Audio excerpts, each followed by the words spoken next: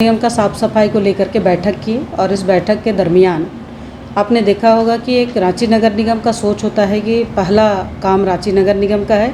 हम कहते हैं कि नगर निगम का मूल काम है साफ़ सफाई और इस साफ़ सफाई में कोई कंप्रोमाइज़ नहीं है। इसके लिए आज हमने बैठक बुलाया। पूरे शहर में दिन और रात हम काम कर रहे हैं, लेकिन हमारे पास में एक आउटसोर्स कंपनी है और आउटसोर्स कंपनी जोंटा, जिन्होंने पूरे शहर में रैंडम डस्टबिन लगा लिए हैं और उस डस्टबिन को जिस तरह से एग्रीमेंट हुआ है रांची नगर निगम अंतर्गत, एग्रीमेंट को फुलफ़िल ही नहीं किए हैं।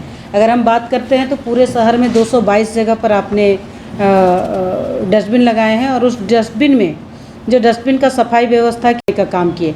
ऐसे रिम्स के पास चले जाइए, पूरा बदबू आती है। कहते हैं ना कि जिस तरह से डस्टबिन अगर लगाए हैं तो उसमें सेंसर लगाना चाहिए और निगम को रिपोर्ट करना चाहिए, लेकिन वो नहीं हुआ। उनका जो कंट्रोल रूम होना चाहिए, कंट्रोल रूम भी उन्होंने नहीं किया। सेंसर ही नहीं लगाया तो कंट्रोल रूम क्या करेगा।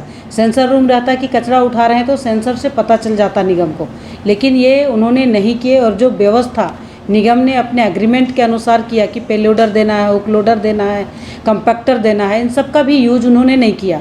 जो दिया गया उसको भी ख़राब करके रख दिए। मेन पावर का भी कमी है उनके पास, तकनीकी और मैकेनिकल और मानव संसाधन किसी तरह का कोई चीज़ उनके पास नहीं है। मैंने इसलिए कहा है कि जिस तरह से आपने काम करने के लिए नोटिस किए हैं, 4-5 बार आपने लेटर दिए हैं हमारा अपर नगर आयुक्त, तो 4-5 बार का लेटर देने के बाद में भी किसी तरह का कोई सुनवाई नहीं।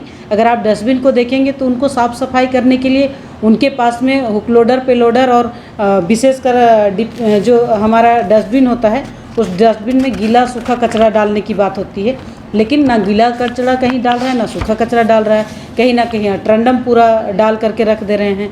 तो मेरा इतना ही कहना है कि आप डस्टबिन डालें हैं उसका सही से सदुपयोग हो, दुरुपयोग ना हो। और जब आप डस्टबिन डालें हैं तो उसका साफ़ सफाई होना चाहिए, केमिकल डालना चाहिए और केमिकल के साथ साथ आपको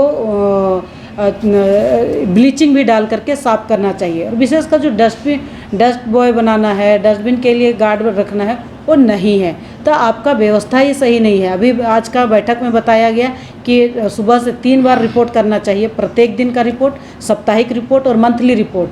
तो ये साप्ताहिक रिपोर्ट, डेली का रिपोर्ट भी नहीं करते हैं। दिन भर में अभी 2 ही बिन का रिपोर्ट आया और 222 बिन है।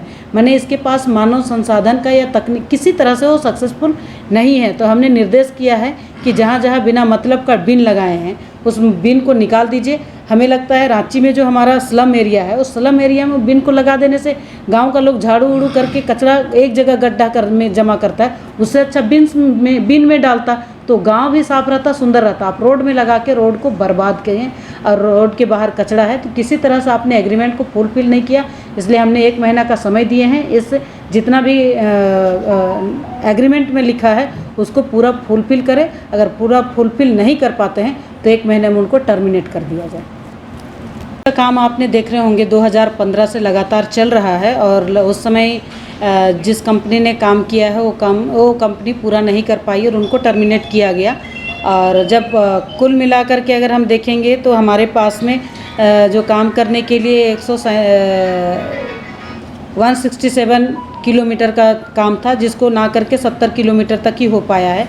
और अभी जो पहले का काम शेष रह गया है 113 किलोमीटर, उसको अभी की नई कंपनी है वो उस काम को करने के लिए तैयार है। दूसरी बात हम करना चाहते हैं कि प्रॉपर्टी चैम्बर बनाने की बात आई थी, तो प्रॉपर्टी चैम्बर बनाने के लिए भी अगर देखा जाए तो कहीं ना कहीं 14,333 चैम्बर बनाना था, जिसमें पुरानी कंपनी ने उनको 4,737 तक बनाई और अभी नई कंपनी को 9,596 चैम्बर बनाना था, जिसमें 7,780 चैम्बर बनाई है। शेष अभी 2,170 चैम्बर बनाई है।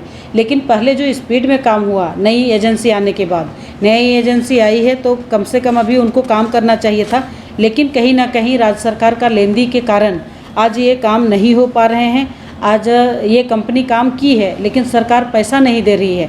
जो राशि निगम को भुगतान करना चाहिए, निगम को देना चाहिए था, लेकिन फंड के अभाव में हमारा सीवरेज ड्रेनेज का काम पेंडिंग रह गया है। मैं इतना कहना चाहती हूँ राज्य सरकार से कि जो हमारा अलॉटमेंट है उस अलॉटमेंट को आप दे दीजिए और निगम को सपोर्ट कीजिए, ताकि NHAI, NH से और साज से और JRDC से हमको NOC मिल जाए। अगर ये चारों जगह से हमें NOC मिल जाएगा तो हमारा सीवरेज का काम आगे गति से चलेगा और हम कह सकते हैं कि जो 9 किलोमीटर का काम इन्हों का बाकी था वो पूरा कर 6 किलोमीटर तक किया है, शेष 3 किलोमीटर बाकी है जिसको टैंक लाइन से जोड़ना था। तो कहीं ना कहीं राज्य सरकार के फिसड़ी के कारण नगर निगम का काम नहीं हो पा रहा है और यह काम अभी 2023 फरवरी में कंप्लीट होना था। तो अब करने में बहुत दिक्कतें आ रही है। मैं इतना कहना चाहती हूँ राज्य सरकार से कि जो सीवरेज का हमारा अलॉटमेंट है उसको जल्द से जल्द दे दीजिए, ताकि हमारा सीवरेज का एक फर्स्ट फेज का काम कंप्लीट कर लें और दूसरा फेज को हम काम करने के लिए तैयार हो सकें।